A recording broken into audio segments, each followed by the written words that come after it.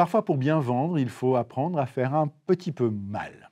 Alors, mon objectif n'est pas aujourd'hui de vous transformer en vendeur sadique capable de torturer ses clients, mais bien au contraire de comprendre que ce que vous vendez d'une façon ou d'une autre va d'abord et avant tout soulager un problème chez un client.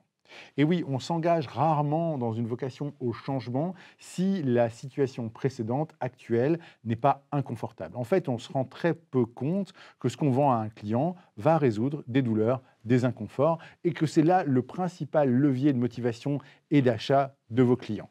La majorité des gens achètent beaucoup plus souvent par volonté d'éviter une douleur, d'éviter un inconfort et d'éviter un problème, plutôt que par simple désir.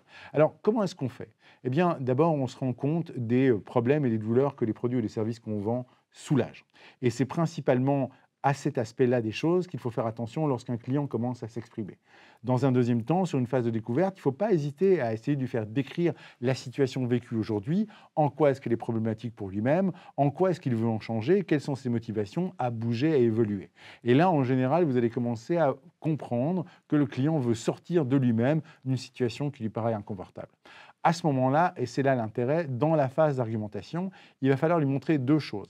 Que vous comprenez bien ses problèmes, que vous comprenez bien ses douleurs, que d'autres personnes que lui ont vécu les mêmes, ce qui va le soulager, ce qui va activer le sentiment de preuve sociale, donc je ne suis pas tout seul à vivre les mêmes problèmes, et lui montrer que d'autres avant lui en sont sortis grâce à vos produits et vos services.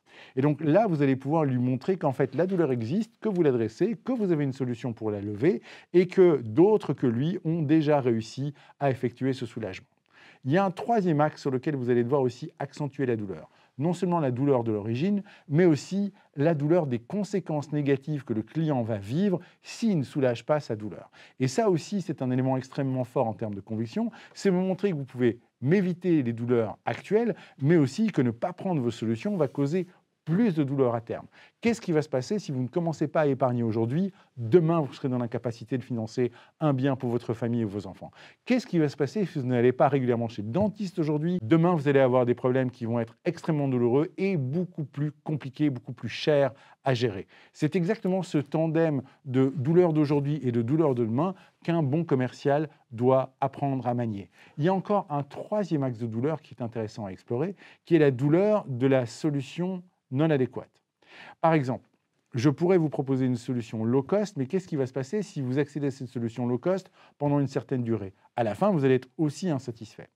Montrez à votre client que vous soulagez les douleurs actuelles, que vous allez lui éviter des douleurs futures de l'inaction et que vous allez éviter les douleurs d'un achat low cost ou d'un achat non pertinent, c'est faire votre travail de commercial en l'orientant vers la meilleure solution possible. Montrez-lui que vous lui évitez 3 fois de la douleur et il aura 3 fois plus de raisons de vous suivre sur vos propositions. On se retrouve bientôt pour une prochaine consultation du Dr Sales et n'oubliez pas que la santé de votre entreprise dépend avant tout de la santé de vos ventes.